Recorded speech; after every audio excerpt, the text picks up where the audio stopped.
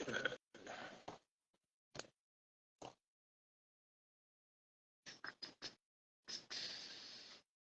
I'm back.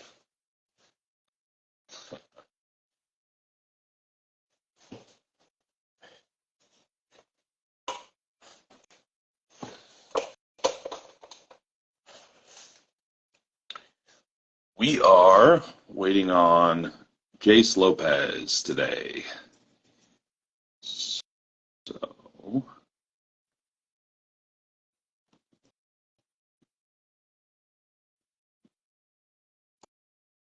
okay.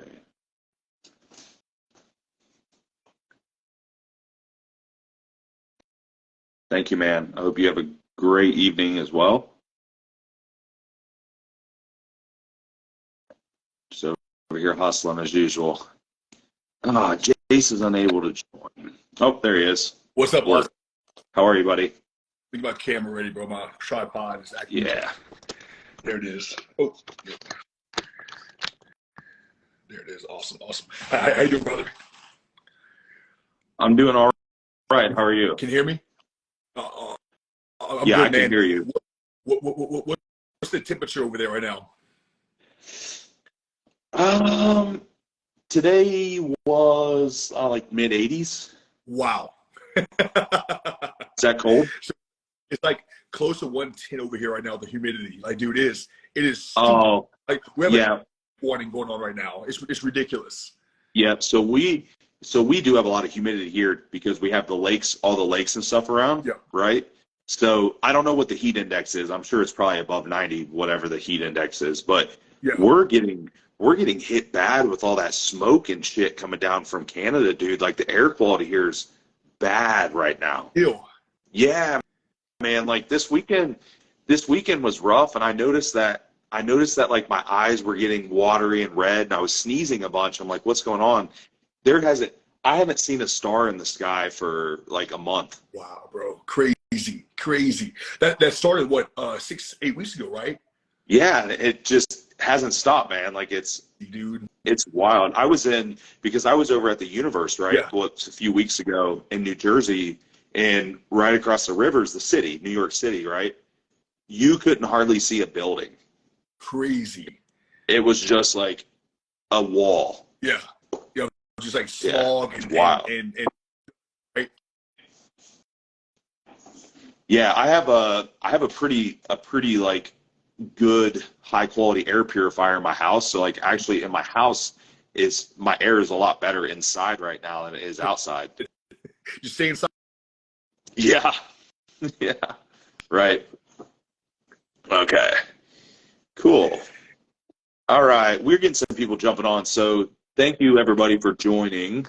Today, Jace and I are going to dive into the topic of bodybuilding, specifically more contest prep focused. Today, we're deep into the contest season. A lot of people have competed or are prepping right now. So I would say anyone that has a show this year has probably started prep by now, more or pretty close to it. Yeah, pretty close. Or they should have. If you're listening and you haven't started prep and you got a show, you're probably either, yeah, probably not. That's funny. Cool. So you said you had some questions, so I figured we would hit those first, and then if anyone else has contest prep related questions, you can drop them in the chat or drop them in the question box, and Jason and I will get to them for sure. Okay. Here's some questions I got. First one is, what factors let you know the athlete is ready to prep? It's a great question. So I'm sure you have your own kind of like quote unquote checklist that you, whether it's a physical checklist or a mental checklist. But I know for me, there's a few main factors. The physiological factors like hormone function and all those things are definitely a prerequisite. So we're talking, making sure that your labs look good, making sure that your GI function is intact, making sure that your stress environment is intact. But I think there's also some other lesser talked about factors that are probably important too, which would be things like making sure that your psyche is intact, in the sense that you know, if where, like, how far are you post show? Have you actually recovered psychologically from the previous prep? Are you in a good spot mentally to undertake this? Because a lot of people, and you've prepped multiple times, and I've prepped quite a few times, and I think if you do it right, the transition from off season to prep should be nothing. Like, it shouldn't feel like anything. You know, there's not like a switch or something that has to flip on or off in order for you to change the amount of food you're eating, right? So when I'm looking at those things, I want to make sure that that person is even keel, nice and steady, and ready to dive into it. Yeah, no, that's great there, Austin, and it's a great question, like you said, man. And I think as a coach, we have to first look at their body composition, like I said, the physiological size first. Like, all right, well, like, are they even close to being in a good prep shape? People in a good range of body fat coming into prep, if we have to lose, to over 10%, that's a task, especially for women. So for guys, like if they're 15%, it's not a bad spot. Like,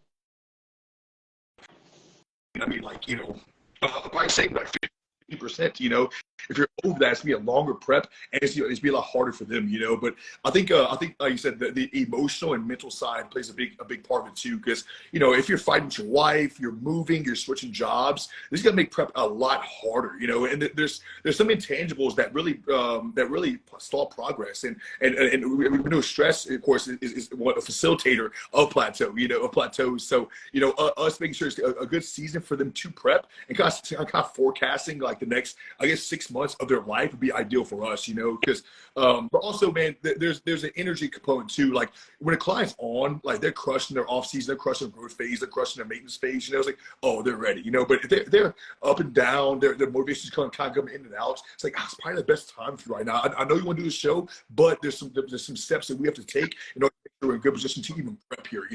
One thing I like to do, if I have a married couple, I'll and not every time, but if I sense like there's some issues kind of going back and forth, maybe hop on a phone call with the wife and the husband, right? Or vice versa. Say, hey, look, here's the we're really focused on buckling down and knocking out the program as much as possible here. Are you ready for this right here? Like, is it first up show, or do you guys have or issues with him being hungry or her being hungry? So kind of make sure that we're congruent there, because prep's hard on marriages, man. It's hard on relationships, because if not the beginning, it's hard at the end, So the more congruent we can get with the relationships for the client, that'd be ideal for us. Yeah, and so you brought up a point there that I'd like to make, and that when we're looking at timelines, you said you're talking about like where's the person at, like how much body fat they need to lose, et cetera, et cetera. Forecasting timelines become difficult because there are intangibles, like you said. There are things, there's always going to be something in there probably that you didn't forecast, right? So it's, for me, and I tell people this all the time, it's a lot easier for me to slow things down than it is to speed things up if we get behind, right? It's much, much easier for us to get ahead and slow down than it is to get behind and speed it up, yeah. Right? So it happens, though, man. Like, it happens to the best of us. Like, everyone's been behind.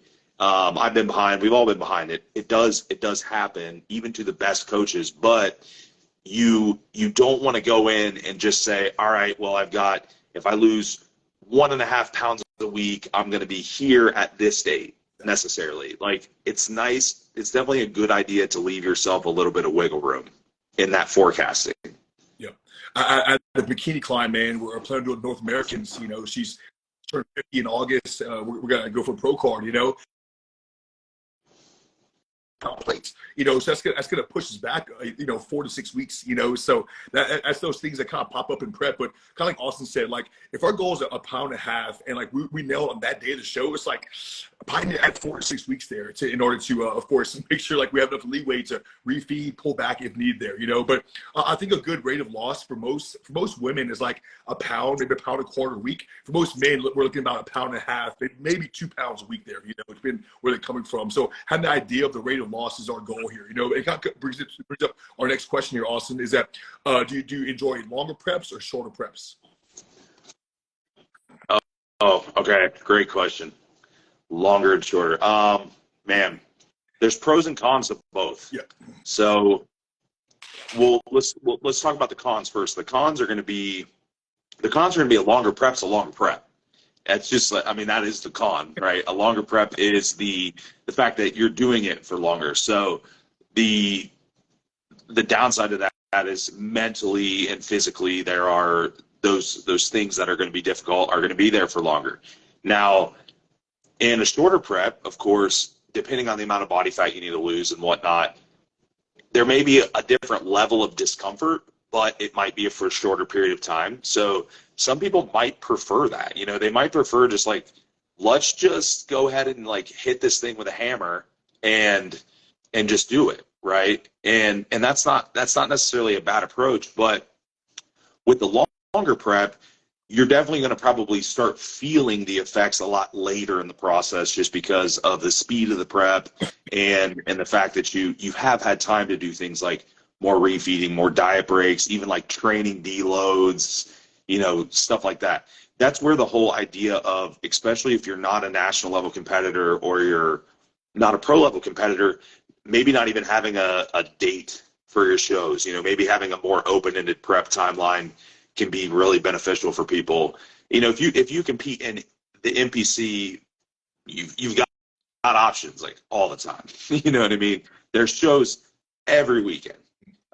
Travel, of course, is a factor, but with the shorter prep, I would say some of the pros would be from like an adaptation standpoint.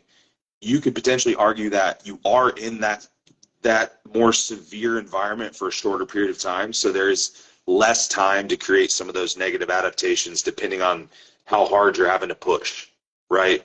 So I have had success with some people where they've done the longer prep in the past and they're like, man, my body just gave out. Yeah.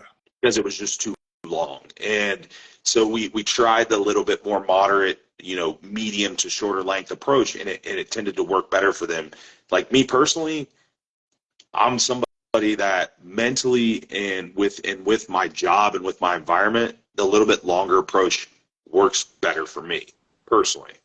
And the reason for that too is because I personally can do the whole first, you know, 70% of prep with pretty minimal interruptions in my life. Yep. You know, like my whole prep for nationals and stuff last year, I had a free meal every week all the way up to like a certain point. And because I had time, you know, I had time to do all those things. And of course I had to really fine tune in those last like 8 weeks. But up until then, you know, I had some fatigue and I got tired at times, but I largely did the same stuff every day. You know, it really wasn't much different. Yeah, and I think let's first define what a longer and shorter prep is. So Sure. I would consider a longer prep over 20 weeks. You know, so if you're prepping for, you know, 6-8 months to a year, I mean, I know some people prep literally for a year long, from January, compete late in the year. That would be a longer prep. You know, so it is a lot more controlled and slower process. And a shorter prep, I would probably say less than 12 weeks. You know, Yeah. like, you know, but it depends on where you're starting and what the goal is. But I think ideally, man, I think for most of the clients, I try to put them in 22, 24-week preps. So we have time, like, all right, like here's a show for ready early, you know, and here's a show, here's our goal show, and here's a show that if something happens, we push it back to, you know. So having 3 options there really does help a lot there, you know. So so that would define, again, what a short and longer prep is. The next question, Austin, is do you prep vegans? I've prepped vegans. I have prepped vegans actually. I've prepped and worked with a couple vegans. I'm going to be honest, straightforward. I don't prefer it. It's not my preference. I'm not here to tell anyone ethically like to make a certain decision. That's not really my place. Now if we're putting that aside, if we're putting some kind of ethical reasoning aside, it's far from ideal. From every other aspect of it is going to be far from ideal. Essentially from a nutrition standpoint, nutrient standpoint, I mean, we're already have one foot out the door, you know. So I would prefer not to do it. I've definitely had people. Here's the thing about things like veganism and different very specific dietary preferences is some people are just uneducated. You know, they found something online that they've latched onto, and maybe when they started their diet, they're like, I'm going to go vegan, and they felt better because they probably took out all the shit out of their diet, right? All the junk. But in all cases, I'm much going to prefer a well-diversified diet that includes all food groups, you know? Yeah, a lot easier to manipulate macros that way. For sure. Yeah, I mean, it's pretty difficult to have to, like, the difficult in veganism too is really low calorie environments get difficult to manipulate macros because everything's plant-based. So like everything has carbohydrates in it. You know what I mean? So it gets a little bit more difficult for us to manipulate that. Yeah, I agree. The next question is, how often do you recommend somebody hire an opposing coach? Like, how far out from the show do you even recommend an opposing coach? If you can hire an opposing coach, always hire an opposing coach. Yeah. I mean, there's never a downside to hiring an opposing coach. I would say a couple things about that. One, hire a good one. There are a lot of opposing coaches, just like the regular coaches. There are a lot of opposing coaches. Some are definitely better than others when it comes to really understanding each individual body. So a good opposing coach is going to be able to essentially help you hide your weaknesses, help you hit poses in a way that accentuates your strengths, and mechanically look and move in a way that's beneficial to you, right? Yeah. They're not just going to give you a pose because it looks pretty on most people, right? They're really going to be able to fine tune. But as far as timeline goes, kind of two ways to look at that. One, you can always practice posing yourself, and also you're gonna look different in posing as you get leaner. So if you got a bunch of body fat on you, like there's poses that aren't gonna look very appealing until you start getting leaner. Things like like a side tricep pose and stuff where your midsection and your waist isn't very tight and your side leg's not tight. You know, some of those rear double bicep maybe, some of those poses aren't gonna look that good until you start getting tighter. But on the other side of that, when you're really, really tired later in prep and you haven't practiced your posing at all, that's not a good place to start. Like you're going to have to expend all kinds of energy that you already don't have. So like I would much rather have somebody start a little bit earlier and be pretty comfortable with the posing. That way, when they are tired later in the prep, you're just fine-tuning, touching up, fine-tuning. I think, man, hire an opposing coach in the off season, especially if it's your first show. You know, like I said, you're 8 weeks out, and sure, we're getting an accurate assessment of what poses are going to look better on you on stage. But if you're waiting that long, you miss a lot of progress you could have made posing that later is going to show up on stage. So if it's your first show, hire one in the off season. If you're a little more seasoned, maybe 8 weeks out, get one every week into the show is going to help a lot. Is there any opposing coaches you recommend, Austin? Man, there's a lot of good posing coaches. I personally have a good relationship with Kenny Wallach and send lots of people to him. Kenny's very busy. So, he's super busy, so you got to get in with him early. He does well with males, any category he can accomplish well. Also, what level of show you're going to, I think, makes a difference because he goes to a lot of those national events and stuff and does touch-up sessions and things. So that could be advantageous if you're doing that level of show. I'm trying to think of the other guy's name. I think of his first name. He's Grass-Fed Fitness. Josiah. Josiah. Josiah does a good job. I've talked to him a little bit at a couple shows. I have a couple clients that pose with him. Then another female, a couple of my ladies pose with, and her name is blanking me. I feel bad about not remembering her name, but my girl Annalise posed with her, and a couple other clients have posed with her as well. Sean Couture, I think, is her name. I could be wrong. Could be wrong on that. But there's there's so many options, man. What divisions does she specialize? Mostly female divisions, wellness, bikini, things like that. Females, anything female related. Yeah. And sometimes women have women or men might have a preference. Like if you might just be more comfortable posing with a guy or posing with a girl. There's nothing wrong with that necessarily. Yeah, and man, I think those last minute tweaks rarely bear fruit. You know, like if you're about to go on stage, they're like, hey, look on your front last spread, get your chest a little higher. You know, the chance of them actually doing that at the last second You'll and make forget. that you'll forget. You're gonna do what's most comfortable on stage, you know. So the more you can work with that coach and listen to their cues and make it click when you hit that pose to feel certain muscles, that would be the goal there. Next question here is a pretty funny one. What's the most annoying thing about contest prep coaching? From the coaching aspect? Yeah. Annoying. Man. You may go first. The most. Go ahead. I mean, I can give some answers. Go ahead. I'm curious to hear you. So Go ahead. Is how needy contest prep athletes are. You know, like they lose all autonomy when they start coaching, especially as the show gets closer. I had a guy, man. He's like, it's Friday night. He's like, hey, man, I can't find the check-in. I'm like, all right, well, have you exhausted resources yet? Have you maybe called the show promoter? Have you maybe like talked to some people doing the show? Like what do you want me to do for you, right? You know, and I was saying, like, you know, as a coach the last week, like, you know, the communication is really high there, you know, but like when they lose all autonomy and just like they expect you to do everything for them, it's very tough, you know. But I would say the second most annoying thing is whenever you implement a supplement or maybe a drug, you know, and they ask all these questions, right? Oh, this, and they almost want you to like, I'm not sure, like, you know, they like, I'm going to invent something and then like tell you why, you know, like, you know, maybe give some previous history, maybe a podcast. Sure, yeah, but, like, I'm not here to be your doctor of telling you like all the mechanisms to make you feel comfortable why we're taking this drug or this supplement here, you know. So right. I'd probably talk to you. Yeah, I mean, and that's not the time for it, you know. Like we got to make moves, you know. Right? You that's a great one. I would say another one for me would be another one. Okay, so another one for me would probably be mindset shifts during prep. So I kind of talked about this earlier, in that a lot of people when they start prep, they instantly become very like excitatory and anxious and like all these things. And I try to explain to people, I'm like, listen, man, prep and off season are largely similar in the sense that think of the things you're doing in prep.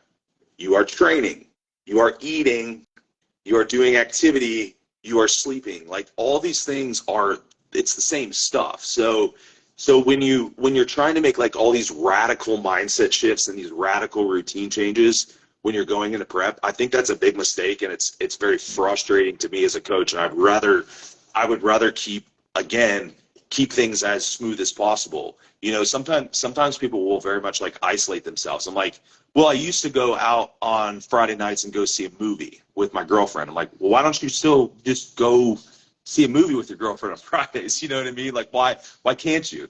Right? You don't have to lock yourself in your basement. You know, I get that there are going to be times where fatigue and you lose interest in things and stuff. But I think that part is really frustrating to me a lot of the times.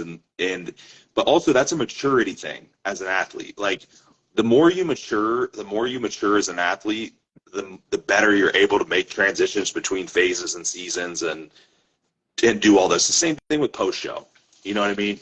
No different. Like everybody screws up their first post show or their second one too, you know?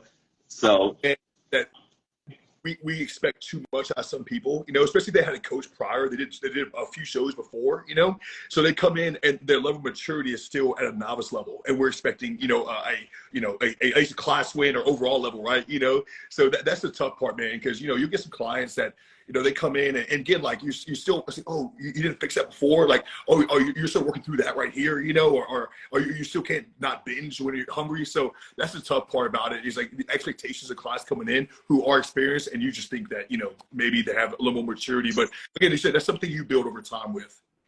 Yeah, and I would say one other like small addition to that would be understanding feedback can be frustrating. So like, for example, you have a check-in, you have a process, you're asking for certain amounts of feedback.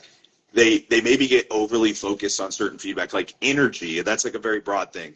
They're 3 weeks out and they're like, Coach, my energy is now a 1 out of 10. I'm like, no shit, you know, like, hey, like, why don't we just omit that from the update entirely, because it's pretty much irrelevant at this point. That's right. So don't get too focused on. You got to understand that like these things are normal. It's par for the course. Yeah, or hunger. Yeah, like okay, you're hungry. You know. I'm kidding. Last question here is a little complicated. They didn't write it that well, but it says client stalls. I'm guessing fat loss. You pull calories down, add cardio, still stalls.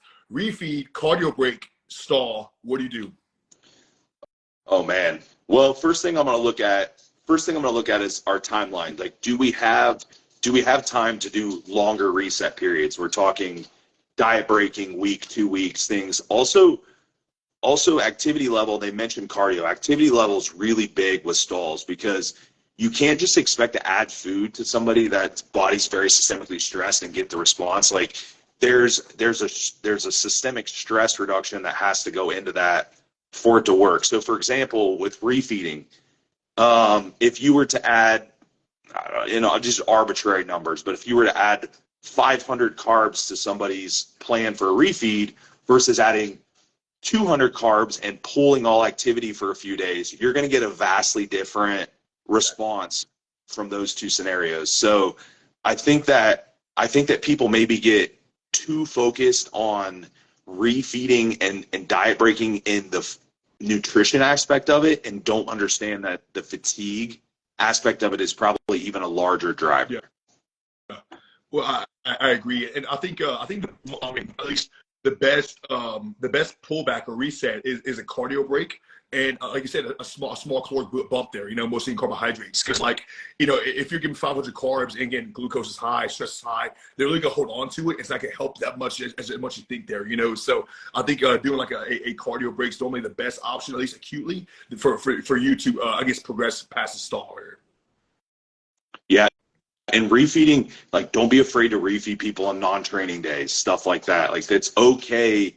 It's okay to pull activity. It's okay to deload. It's okay to like do a deload from training for a week where you're backing intensity down and doing stuff like that. These are things that for me personally, it took me a lot longer as a coach to get comfortable with that stuff. I was like, okay, well, we'll do 5 days on, we'll refeed for 2, we'll do 5 days on, and that works really well for the most part if you do it religiously. It's just that it's not always going to work, right? And you definitely get people that are going to stall harder. So understanding that push and pull system takes some time to grasp. Yeah, communication and feedback is key there. For sure. So someone did ask a question in the chat too, because they were asking about the longer versus the shorter preps, and they said, would you say having a really long prep would impair long-term growth? For example, if you can do a quick prep and get a good rebound into the off season, wouldn't it be better for growth purposes? Yeah, I mean but again, what is our timeline here? Because ultimately we've got to kind of approach one goal at a time. You're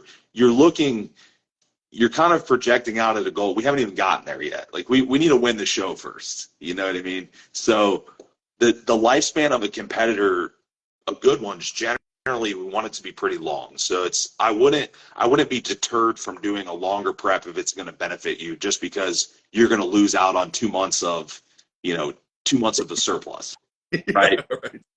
Because in 2 years from now or 5 years from now, that's kind of irrelevant. It's a moot point.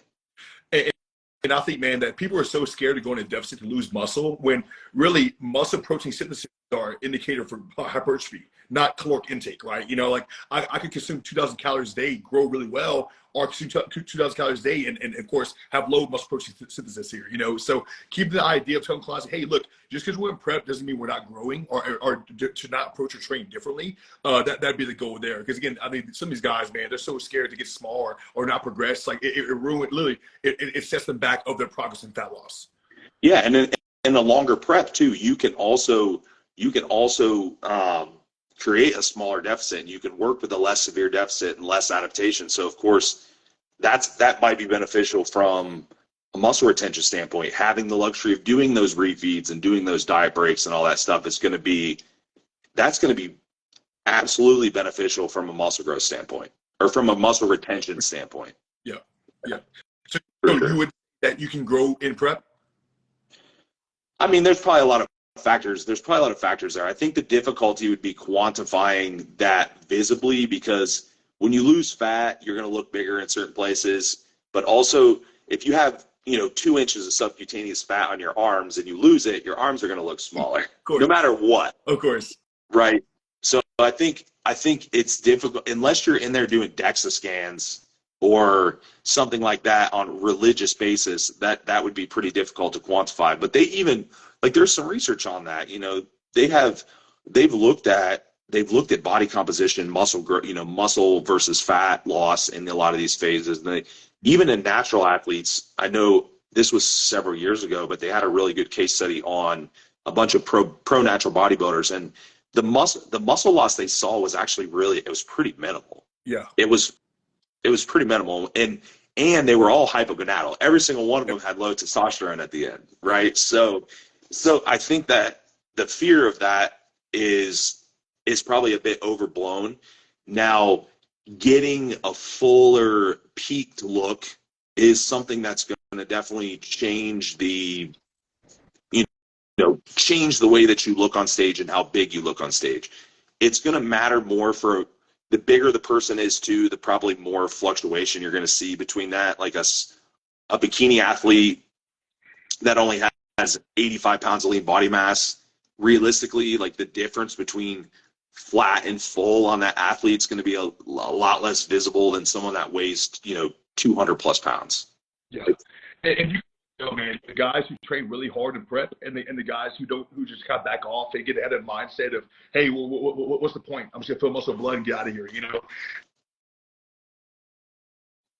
Yeah. And create autonomy around like, hey, it's time to pull back here a little bit here, or maybe I should do 2 sets up 3 sets here, So, but we do want to encourage that people train hard throughout prep. Yeah, absolutely. And as long as you're paying attention to the cues of fatigue and the cues of recovery, you largely should be training similar in prep. There comes a time later in prep where, of course, safety and just not being an idiot comes into play. Like I'm not overly concerned about dropping reps and stuff when I'm 2 weeks out. Like I'm trying not to get hurt, and I'm trying to get through it at that point. Well, bodybuilding, right? Like we don't get obsessed. The logbook is really just like a metric tracker, right? It's like a baseline for us, So like even in growth phase, man, I tell my clients, I'm like, hey, look, we're gonna try to progress your compound movements, like your squats, your pulls, your presses. That's one thing we're gonna try to progress over time. Leg extension, just line build for me. Like, hey, just like go there. How much pain can I go through, and how much pain can I cause here, and how much more can cause the next time and the next time, right? Because we don't want to get discouraged or encouraged about dropping or gaining reps, especially in the off season, but especially in the prep, man. Like, not saying throw your logbook out to not have a baseline, but it's not as important as just for you to just bodybuild that time. Yeah, because we are bodybuilding, and we know that from a hypertrophy standpoint and a muscle protein synthesis standpoint, there's more than one stimulus. There's metabolic stimulus, there's progressive stimulus, there's all these things. So you ultimately still need to focus on training the muscle. Yeah. Throughout that process.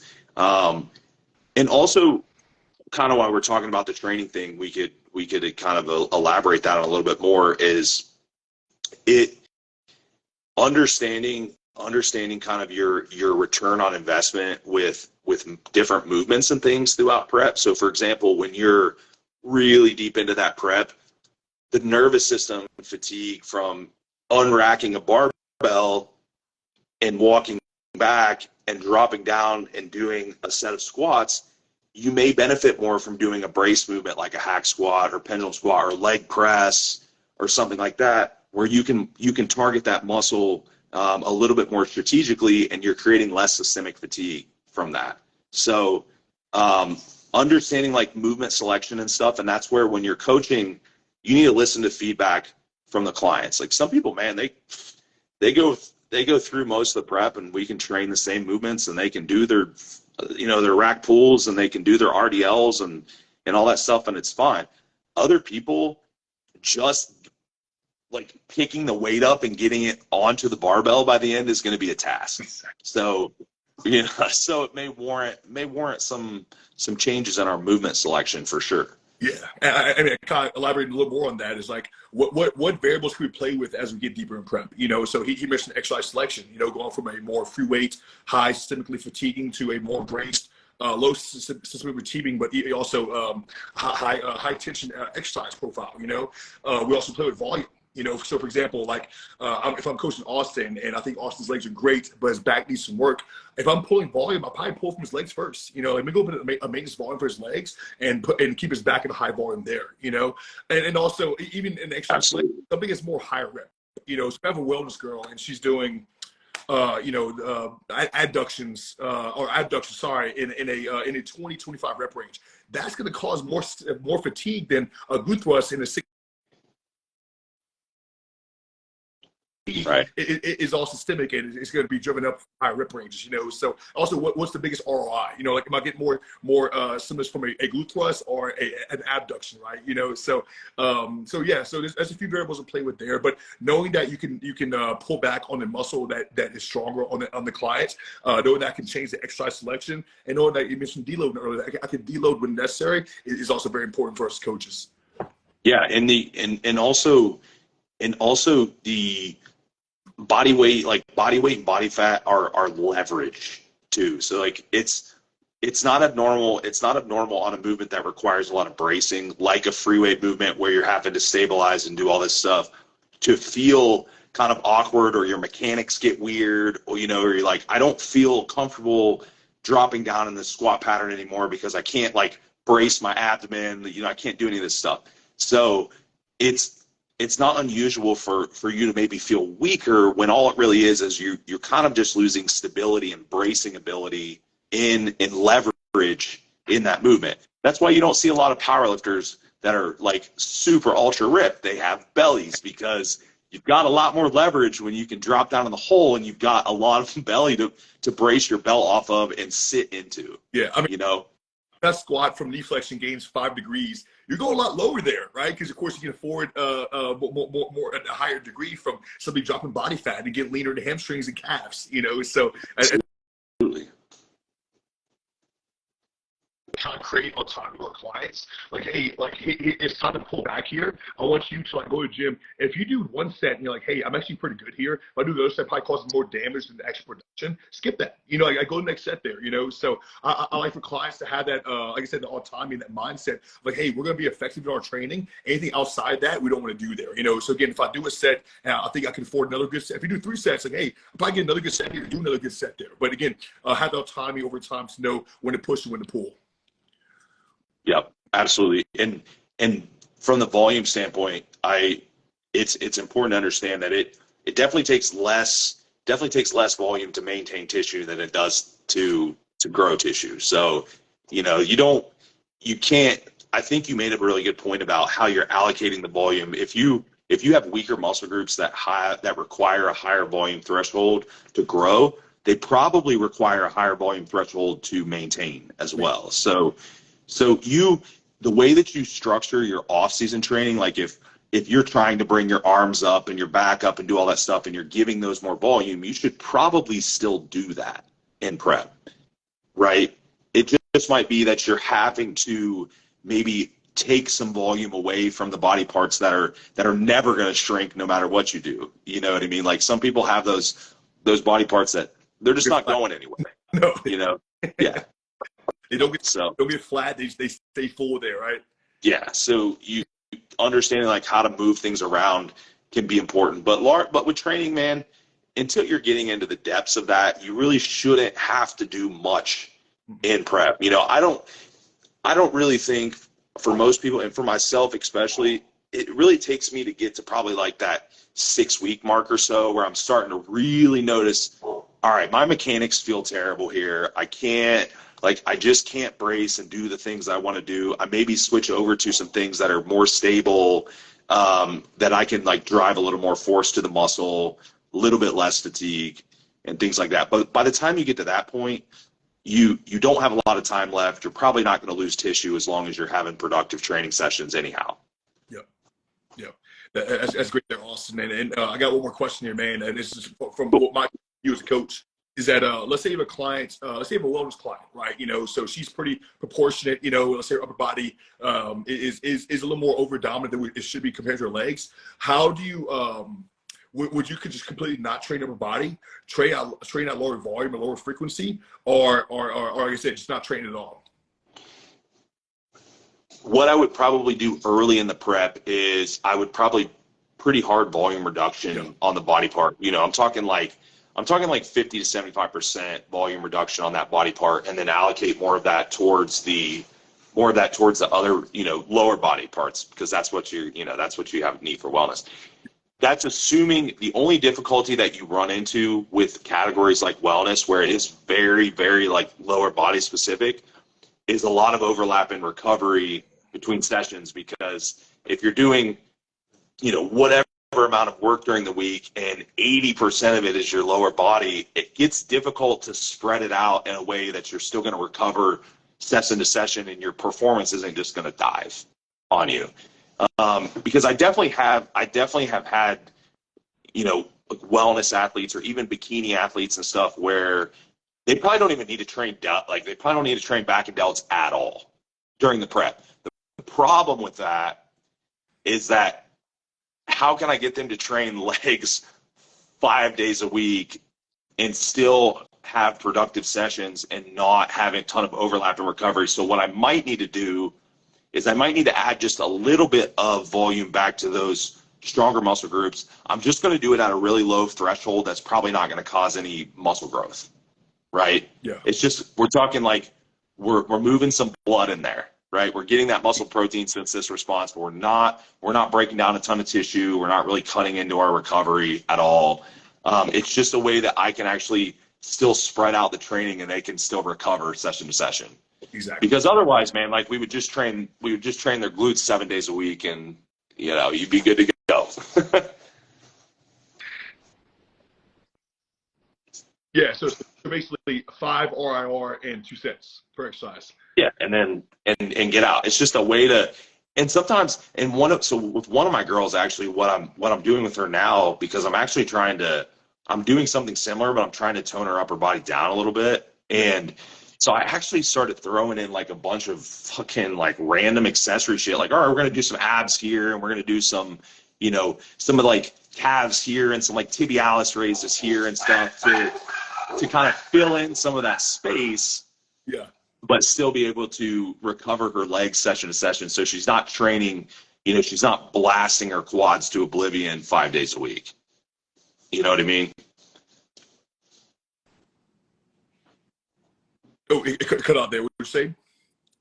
Yeah, I'm just saying, like, sometimes I'll add some of that kind of like filler accessory work in there, so I'm able to spread out the rest of her volume in a way that she's still going to recover from day to day. Yeah, for sure. I mean, because some of these wellness girls, bro, they're training glutes hard 4 times a week, and it's not like, in a lift position, short and mid range. They're just like every single session crushing them, So it's tough to kind of get that across to them. Like, hey, look, we want to progress here. We actually have effective sessions, effective sets. So we're actually going to change up like the range of motion we're hitting this muscle in, but also spread out your volume and add this upper body in there, like you said, to make things more even there and allow recovery to be at a higher level here. Absolutely. Yeah, because if they're doing this and they really truly deserve to be in wellness, like to actually have a wellness build, you shouldn't have to do 40 sets a week for glutes. Like if you have to do that, probably go figure, right? Probably yeah. Bikini. You should probably go to the division that you fit into. Exactly. Right. I love when girls come to me like, Jace, I want to do wellness. I'm like, not next life. Next life, you be in wellness. Yeah. Okay. Like don't do a category just because you like the category. Exactly. Not if you want to be competitive. I mean,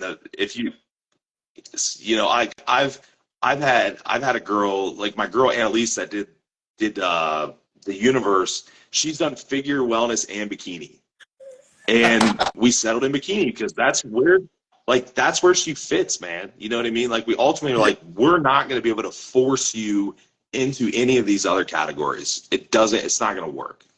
I think guys, man, you can play around and be successful. I mean, there's guys who go from bodybuilding to classic or physique, sure.